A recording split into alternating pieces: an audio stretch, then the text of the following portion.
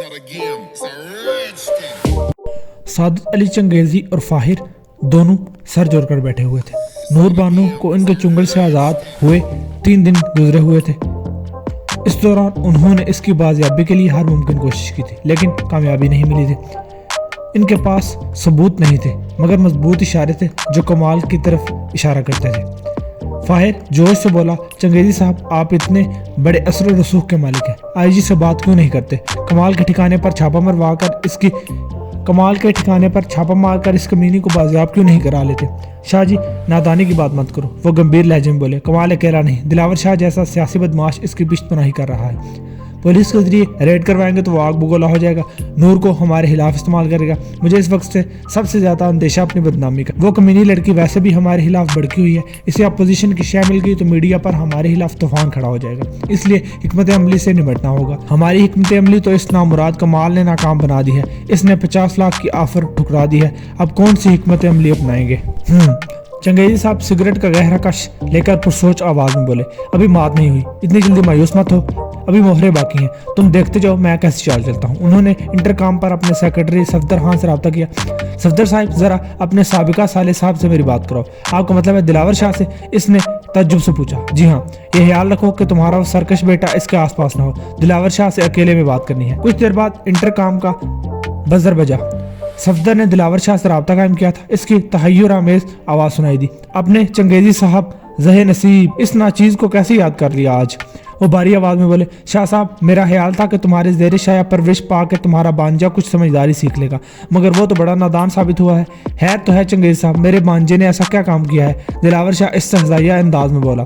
बोले मत बनो शाह जी, वो सख्त गीर लहजे में बोले, हमें सब मालूम है, मेरी सेक्रेटरी नूर बानो को कमाल ने अगवा किया है। मैं नहीं चाहता इस बुनियाद पर कोई तसादम हो जाए। मामले को खामोशी से हल कर लेते हैं। मैंने 50 लाख का कर्जा मंजूर कराने की पेशकश भी की है। मैं जानता हूँ इस कर्जे की तरगीब तुमने इससे दी थी, इसने हीरो बनते हुए मेरी पेशकश ठुकरा दी है। मुझे उम्मीद है कि तुम ऐसी बेवकूफ़ी नहीं करोगे। दूसरी तरफ गहरी खामोशी छा गई, जैसे दिलावर शाह किसी सोच में डूब गया हो। कुछ तवक्कुफ के बाद चंगेजी साहब बोले, चुप क्यों हो गए शाह जी? मेरी ऑफर कबूल है या फिर अगवा की चोरी पकड़े जाने पर अपनी हिफत मिटा रहे हो?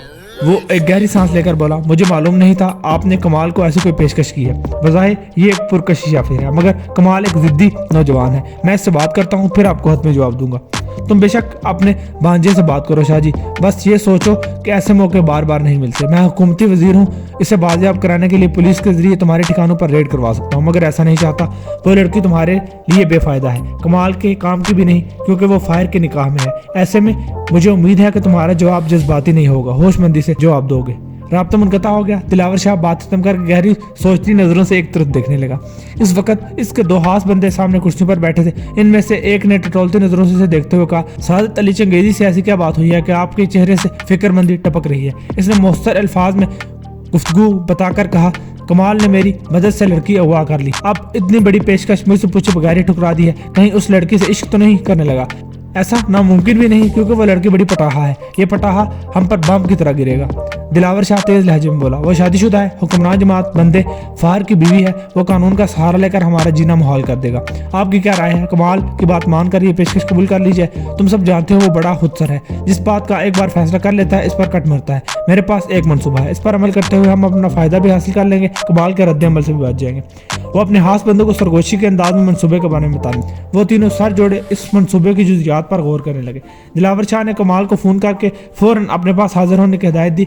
जरा देर बाद कमाल पहुंच गया। दिलावर शाह ने चेहरे पर फिक्रमंदी के तासुरात पैदा करते हुए कहा, बांजे, बाज़ औक़ात तुम अपनी मर्जी चलाते हो, इसके नताज हमें भुगतने पड़ते हैं। हमारी सियासी मजबूरियों को समझने की कोशिश नहीं करते। अपनी बात की वजाहत करे मामू, मैंने क्या गलत किया है? इतने बोले मत बनो बांजे, वो दुरुस्त लहजे में बोला।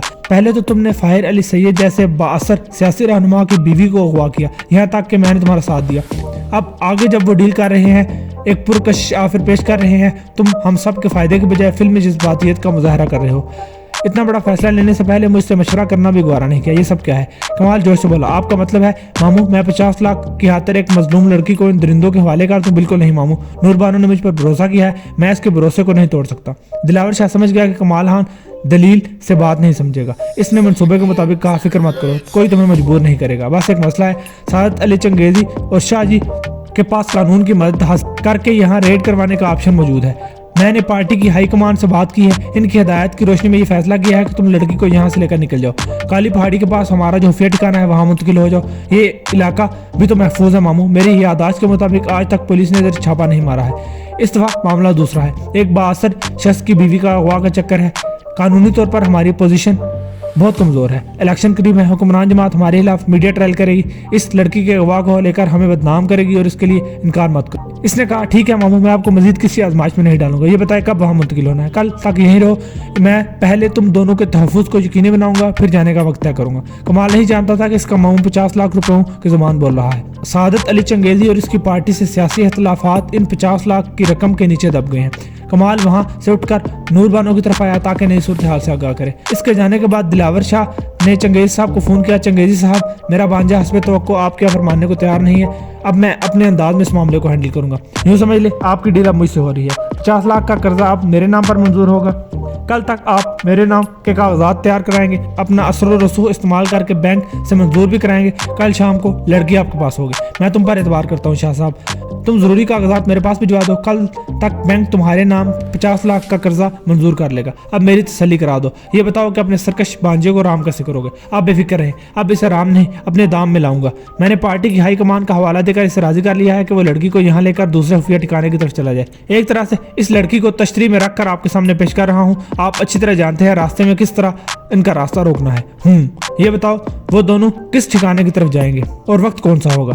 دلاور شاہ نے کہکا لگایا، یہ معلومات ابھی آپ کو نہیں بتاؤں گا، کل شام تک آپ میرے قرضے کا مکمل عمل پورا کروائیں، اس کے بعد ہی ان دونوں کو یہاں سے روانہ کرا دوں گا۔ ایک بات یاد رکھیں، ان کا راستہ روکتے ہوئے میرے بانجے کو ہلکی سی آنچ بھی آئی تو مجھ سے برا کوئی نہیں ہوگا۔ سعادت علی چنگیزی نے اسے رابطہ کر کے یقین دلایا کہ سب کچھ اس کی خواہش کے مطابق ہوگا۔ رابطہ منقطع کر کے انہوں نے اپنے سامنے موجود فاہر علی سید سے مخاطب ہو کر کہا، ہمیں اس حد تک کامیابی تو مل گئی ہے کہ دلاور شاہ نے 50 لاکھ کا چارہ نکل لیا ہے، وہ اپنے بانجے کی لا علمی میں لڑکی ہمارے پاس پہنچانے کا بندوبست کر چکا ہے۔ فاہر علی سید نے بجھے انداز میں کہا، سر وہ ہمارے ہاتھ آ بھی گئی تو کوئی گارنٹی نہیں کہ آئندہ ہمارے قابو میں رہے گی، اس کا کوئی بندوبست کرنا ہوگا، میں جانتا ہوں وہ ایک خطرناک لڑکی بن جائے گی، مگر اس کا دلاور شاہ اور کمال کے پاس رہنا بھی ہمارے لیے خطرے سے حل نہیں، ایک بار ان کی گرفت سے نکل کر ہمارے پاس آ جائے بھلے اسی جگہ گولی مار کر ختم کر دیں گے اس کو۔ ایک آئیڈیا ہے سر، اسے گولی مار کر اپوزیشن کے کھاتے میں ڈال دیتے ہیں، کمال اور دلاور شاہ کو اس کا ذمہ دار ٹھہراتے ہیں۔ آئیڈیا برا نہیں، ایک طرف اس کمینے سے نجات مل جائے گی، دوسری طرف مخالفین کو بدنام کرنے کا اچھا موقع ہاتھ آ جائے گا، بس ایک افسوس رہے گا، اس کے بدن کے ذائقے سے محروم رہا، آئندہ ہر خوبصورت چہرے پر پھسلنے سے گریز کرو۔ اب ایسا کرو، اس اجرتی قاتل جابر خان پستولیا سے رابطہ کرو، لڑکی کو گولی مارنے کا مشن اسے سونپ دو، تم اکیلے میں اس کے سامنے جاؤ گے، اس سے بات کرو گے، جابر خان پستولیا الگ گاڑی میں اپنے بندوں کے ساتھ پیچھے پیچھے آئے گا، موقع محل کے مطابق چھپ کے وار کرے گا، ایسے میں ہم پر الزام بھی نہیں آئے گا۔ نور بانو نہیں جانتی تھی کہ شکاری اس کے گرد جال پھیلانے کی تدبیریں کر رہے ہیں، ہابو میں تتلیاں پکڑنے کی تمناؤں میں وہ اب سراب منزلوں میں بھٹک رہی تھی، اب دیکھنا یہ تھا کہ اس کے مقدر میں ہابو کی خوشکن تعبیر تھی یا پھر سراب منزلوں کی جاگیر۔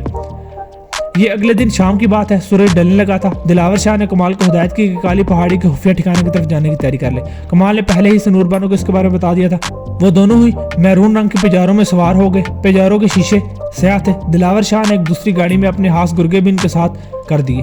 نور بانو بہت پریشان تھی، اسے فہر اور چنگیزی صاحب کی زہریلی سوچ اور لانگ اپروچ کا بخوبی اندازہ تھا، اسے اندیشہ تھا کوئی مہلک شرارت کر سکتے ہیں۔ کالے شیشوں کی گاڑی میں بیٹھ کر اسے ذرا تسلی ہوئی، جب ایک گاڑی میں 5-6 بندے ان کی حفاظت کی غرض سے ساتھ چلنے لگے تو بہت حد تک اس کی پریشانی دور ہو گئی۔ دلاور شاہ نے ان کو رخصت کرنے کے بعد فون پر سے فہر سے رابطہ کیا، کمال اور نور بانو کی روانگی کے بارے میں مطلع کیا، جس میرون رنگ کے پیجاروں میں روانہ ہوئے تھے اس کا رنگ، ماڈل اور نمبر پلیٹ وغیرہ بتا دیا۔ اس نے محافظوں کی گاڑی کی معلومات بھی بتاتے ہوئے کہا کہ راستے میں ان کی گاڑی میں اچانک خرابی پیدا ہو جائے گی، اس بہانے محافظوں کی گاڑی ان سے بہت پیچھے رہ جائے گی۔ کمال اور نور اس سازش سے بے خبر اپنے خفیہ ٹھکانے کی طرف بڑھ رہے تھے۔ کمال کی طبیعت میں چنچل اور شوہی کا مادہ زیادہ تھا، راستے بھر وہ نور بانو کو اپنی جگتوں اور چٹکلوں سے ہنسانے کی کوشش کرتا رہا۔ نور بانو پریشانی اور پرمزگی کے باوجود اس کی باتوں پر کبھی ہنستی اور کبھی مسکراتی رہی، اسے یہ نوجوان بہت اچھا لگنے لگا تھا، وہ اس سے دل ہی دل میں متاثر ہو رہی تھی۔ کمال کی خوش مزاجی اور خوش روئی کے علاوہ اس کی مخلصانہ معاونت نے نور بانو کے دل میں گھر کر لیا تھا، وہ دکھ اور افسوس سے سوچ رہی تھی کاش یہ نوجوان اس سے بہت پہلے مل چکا ہوتا، ایک بے لوث محبت اور بے غرض تعلق کی غفرانی مہک سے وہ پہلے ہی آشنا ہو چکی ہوتی۔ طاہر علی سید جیسے بے غیرت شخص کی دولت اور عمارت کی چمک دمک میں اندھی ہو کر بھٹکنے से निजात मिल जाती। एक औरत की नज़र में वो समझ चुकी थी कि शुरू दिन से कमाल भी इसे चाहता है, मजाक मजाक में करारे मोहब्बत भी करता था। ऐसे करते हुए इसकी आंखों में एक बरकी लहर दौड़ जाती जो जज्बा दिल की मस्तूरी का पर्दा चाक करती थी। नूरबानो की इब्तिदा में ही इससे कोफत हुई थी, अब रफ्ता रफ्ता लुत्फानंदोज होने लगी। साथ ही इस एहसास से दिल गिरफ्तार हो जाती कि वो आज़ाद नहीं। बहुत देर तक इनकी पजेरो शहरी हदूद में तेजी से दौड़ती रही। सड़कों पर गाड़ियों का रास्ता, बाजारों में रौनकें थी। शाम के साए गहरे होने लगे, लाइट्स रोशन हो गई, गाड़ियों की हेडलाइट्स भी रात के सायों को फना कर रही थी। ऐसे में वो दोनों रास्ते में गात लगाए शिकारियों के अज़ाइम से बेखबर आगे बढ़ रहे थे। कुछ देर बाद वो शहरी हदूद से बाहर निकल गए। अब इनका सफर आधे घंटे में खत्म होने वाला था। सड़क पर रश कम हुआ तो कमाल ने महसूस किया कि इनके मुहाफिजों की गाड़ियां दिखाई नहीं दे रही। इसने अपने पजेरों की रफ्तार कुछ कम की, थोड़ा सा मजीद सफर किया, मगर मुहाफिजों की गाड़ी का कुछ पता न चला। इसने मुहाफिजों में से एक के मोबाइल पर कॉल की। कॉल वसूल करके इसके मुहाफिज ने मदद खाना लहजे में कहा, कमाल भाई, हमारी गाड़ी में अचानक कोई खराबी पैदा होगी, हम इसे ठीक करने की कोशिश कर रहे हैं। अगर जरूरत महसूस करते हैं तो एक बंदे को गाड़ी के साथ यहाँ छोड़कर हम टैक्सी में आपके पीछे आ जाते हैं। कमाल बेफिक्री से बोला, इसकी जरूरत नहीं, हम काली पहाड़ी के करीब पहुंच गए हैं, तुम लोग गाड़ी ठीक करा के आ जाओ।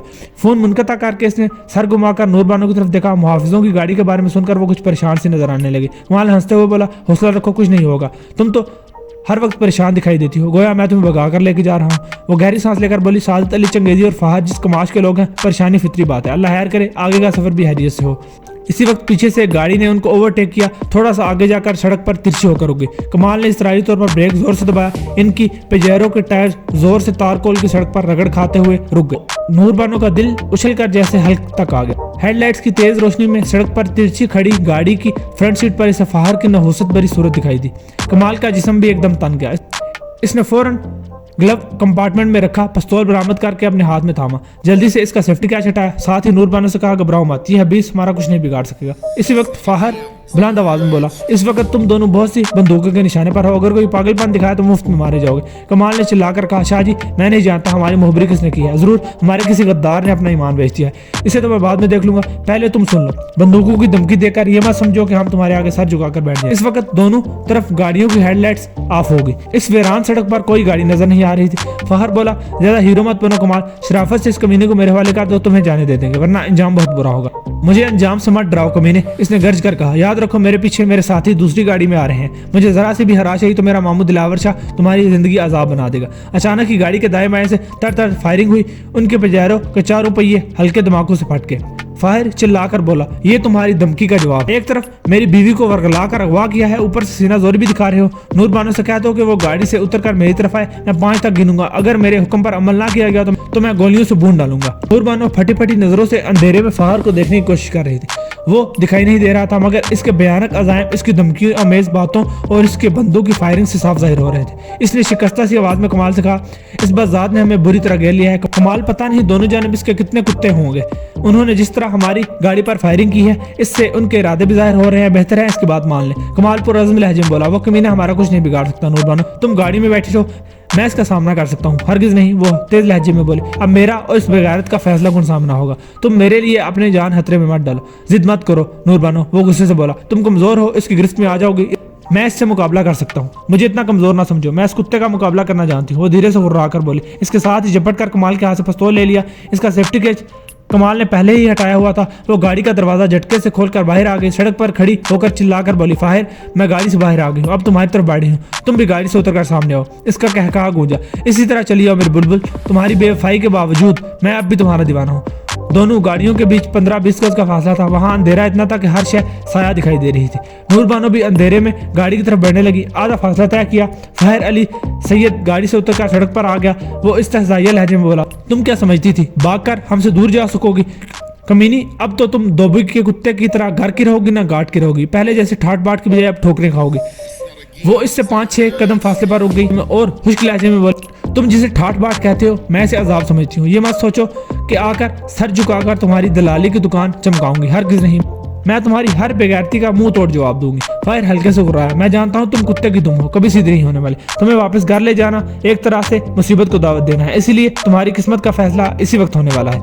नूरबानो की छठी हिस्स ने एकदम सुर्ख झंडी लहरा दी। वो होंठ भींचकर सफाकी से बोली, तुम्हारे जहन्नुम में वापसी से बेहतर है मैं इसी जगह को मक्तल बनाकर तुम्हें इबरत का निशान बना दूं, ताकि तुम्हारे जैसे बेगैरत अपनी बीवियों की दलाली से पहले 100 बार सोच ले। اس نے یہ کہہ کر جھٹکے سے دایاں ہاتھ آگے کیا، پستول کی لبلبی پر اس کی انگلیوں کا دباؤ بڑھا، ٹھائیں ٹھائیں 3 گولیاں چلی، اندھیرے میں شعلے چمک اٹھے۔ اس کے ساتھ ہی فہر چیختا ہوا اپنا سینہ پکڑ کے ڈکراتا ہوا سڑک پر گرنے لگا۔